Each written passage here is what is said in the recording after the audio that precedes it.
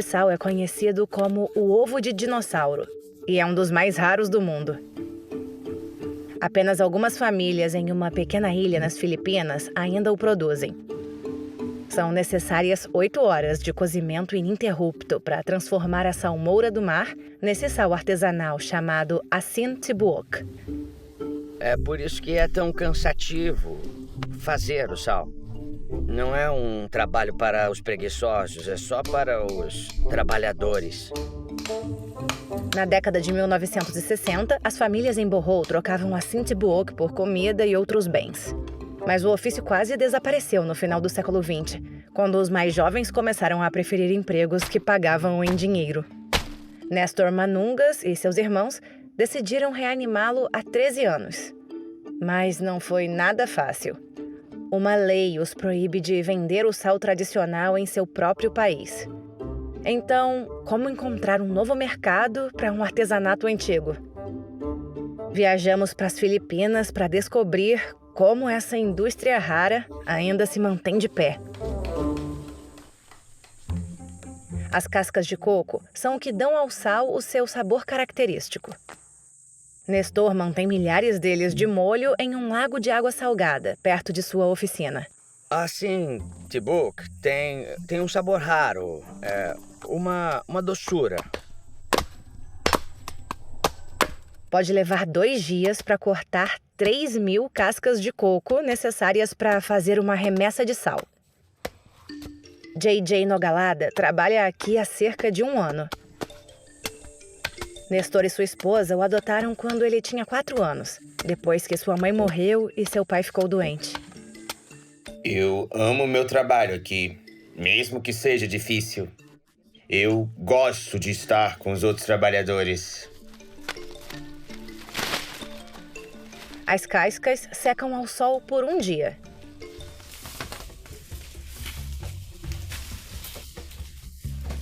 Em seguida, Nestor ateia fogo neles, começando de baixo. Ele aprendeu a fazer sal com seu pai e seu avô quando tinha apenas 15 anos. Mas, como muitos outros jovens, ele saiu 3 anos depois para procurar carreiras menos trabalhosas. E era bastante exaustivo. Teríamos que carregar as cascas de coco por 2 quilômetros. Hoje, sua equipe é que faz a maior parte do trabalho. As cascas queimam continuamente durante 1 semana inteira. E também não há tempo para descansar. Nós nos revezávamos para observá-lo, porque nós não podemos deixá-lo para dormir. Ou então o sal vai virar pó. A pilha de cinzas deixada para trás é chamada de garsang. Os trabalhadores quebram qualquer pedaço grande à mão. Este é um dos ingredientes mais essenciais. Os trabalhadores cobrem o filtro de ratã, chamado suc-suc, com uma camada de folhas de palmeira frescas para evitar que vaze. Eles colocam as cinzas e passam 1 hora comprimindo-as com um pedaço de madeira.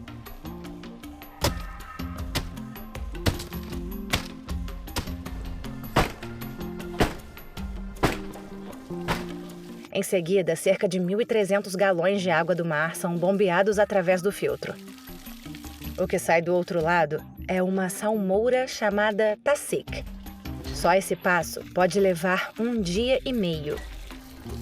E quando chega nesse ponto, tá tão salgado isso aqui, tão salgado que eu vou levantar aqui para vocês verem. Aqui a gente já percebe que está no ponto para ser cozido. Eu sempre passo aqui e quando eu pego um pouquinho, eu vejo.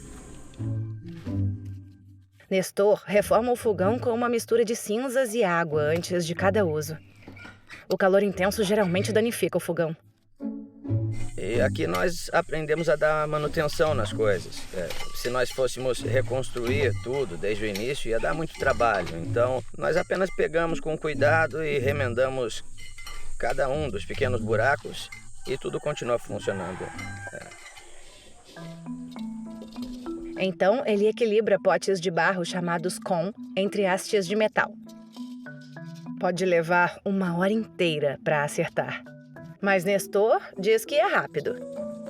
Já antigamente costumávamos fazer isso sem a barra de ferro e apenas com pedras para montar. Era muito difícil. É por isso que usamos ferro, mas era muito lento, levaria mais de um dia. Uma pedra fora do lugar pode arruinar meses de trabalho.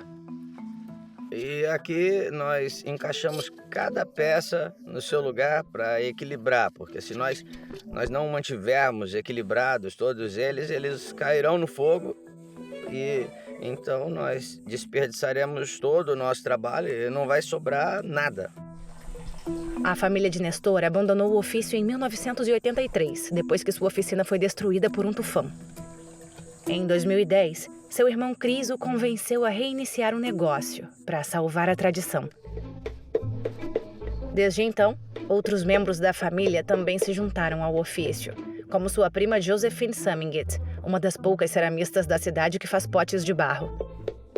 Ela aprendeu quando tinha 18 anos de idade.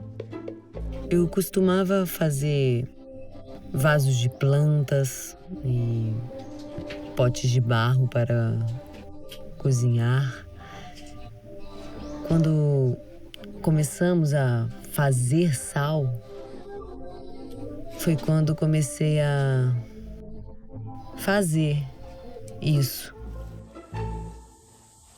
De volta à oficina, a equipe prepara o fogo com madeira de mogno e folhas de coco. Nestor tem regras rígidas antes de qualquer cozimento começar. Todos precisam remover joias ou relógios e evitar comer alimentos oleosos. Elas são baseadas em superstições transmitidas por gerações. Finalmente é hora de começar a cozinhar. E todos estão prontos para colocar a mão na massa. JJ cuida do fogo, enquanto outros dois despejam salmoura nos podes. Eles continuam a enchê-los enquanto a água evapora. O processo pode levar o dia todo e termina quando cada pote estiver cheio de cristais de sal. Essas conchas são feitas de conchas do mar, pois são resistentes ao calor e não contêm produtos químicos sintéticos. As temperaturas na oficina podem chegar a até 40 graus Celsius.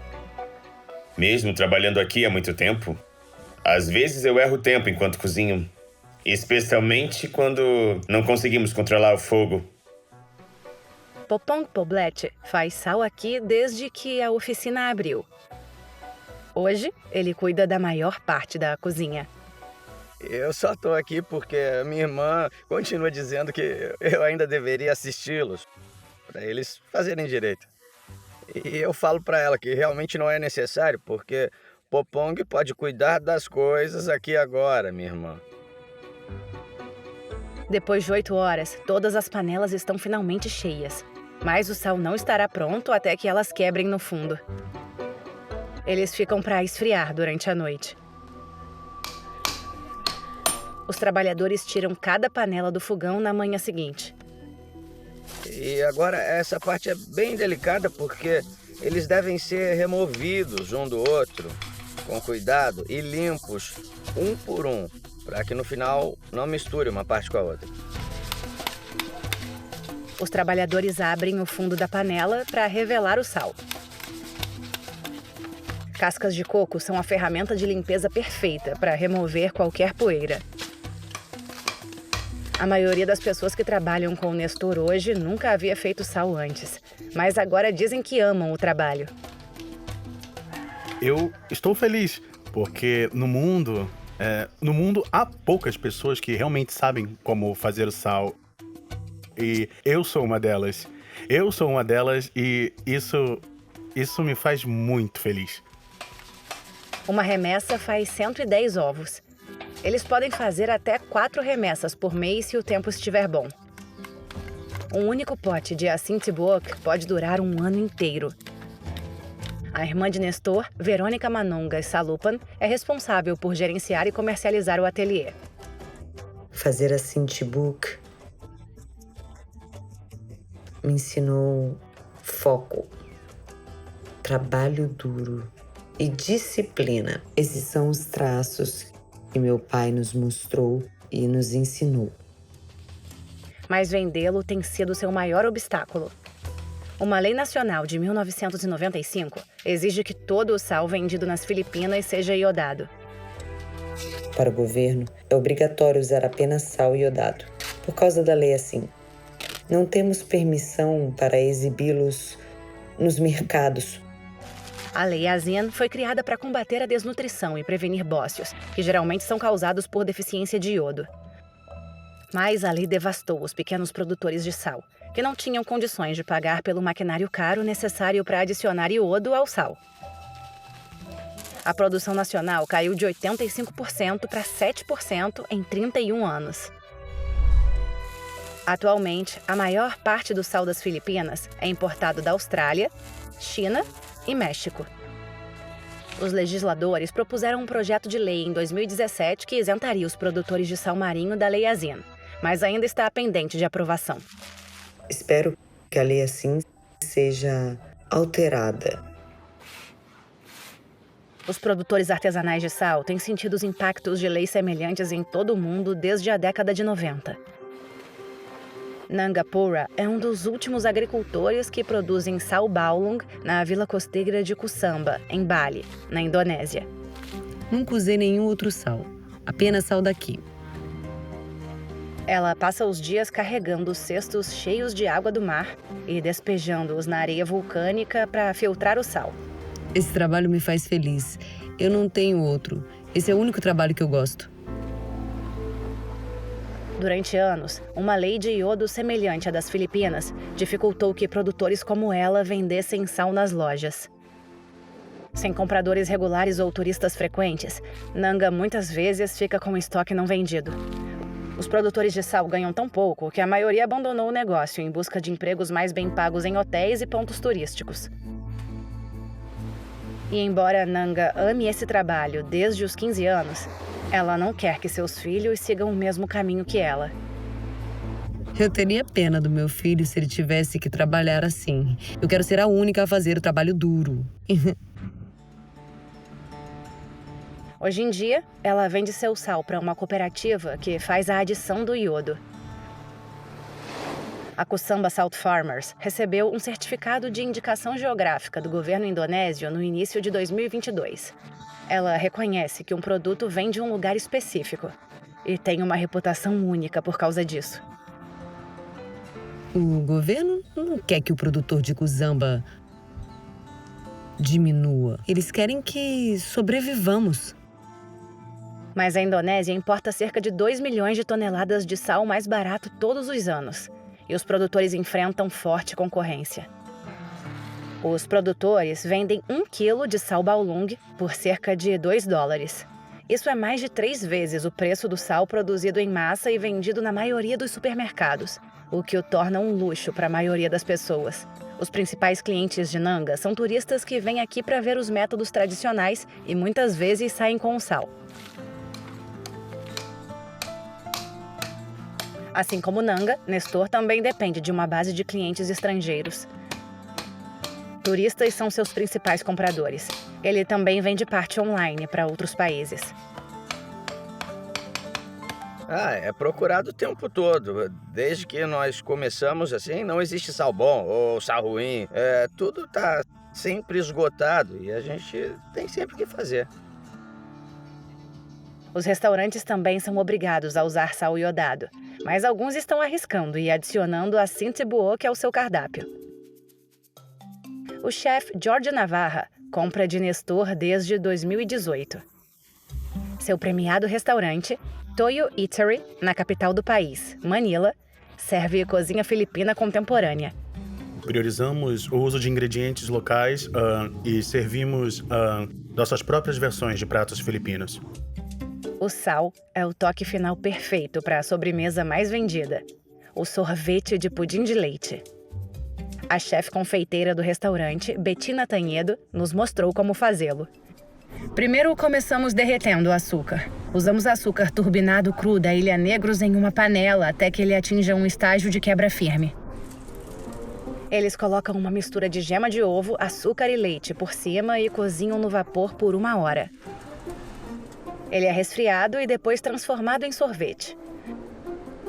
Não acho que o sorvete poderia estar completo sem o Asint Buok. Só acho que eles são o par perfeito.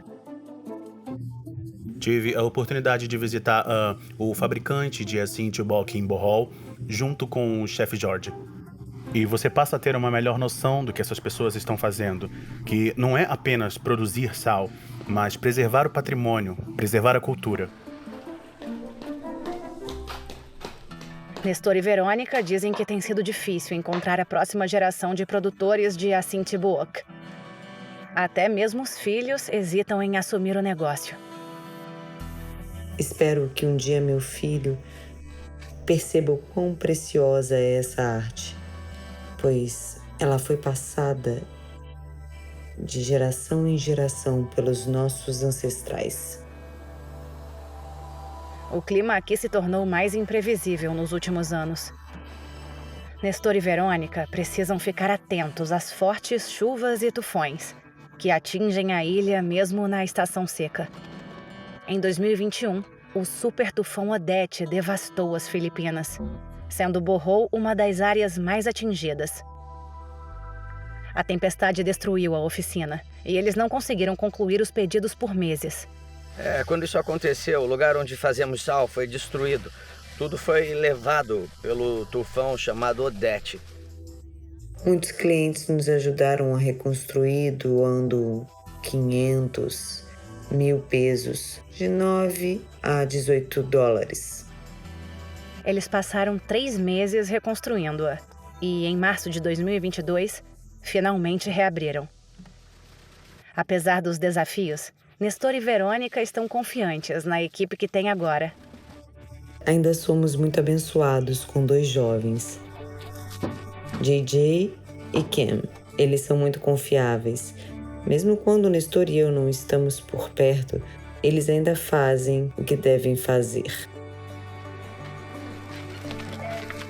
Outros produtores de sal em Bohol começaram a operar de novo. Nestor e Verônica sabem o quão difícil é o trabalho, mas acreditam que o legado de Asint Buok vale a pena. E eles têm orgulho de continuar a tradição em homenagem aos seus ancestrais. Eu estou muito feliz. É que meu coração está preenchido. Eu me emociono. Eu me emociono porque eu tenho certeza que a nossa família, cada um deles, o nosso pai, também nosso avô, vendo o nosso esforço e o quanto trabalhamos, estão muito felizes. Afinal, estamos mantendo vivo o legado que eles nos deixaram. Não é verdade? Eu fico muito feliz que haja muitas pessoas que vêm aqui para nos parabenizar por um trabalho muito bem feito. Elas nos dizem para não desistir do ofício, para não desistir de jeito nenhum. O que eu posso dizer é que é um grande privilégio poder trabalhar e compartilhar essa oportunidade.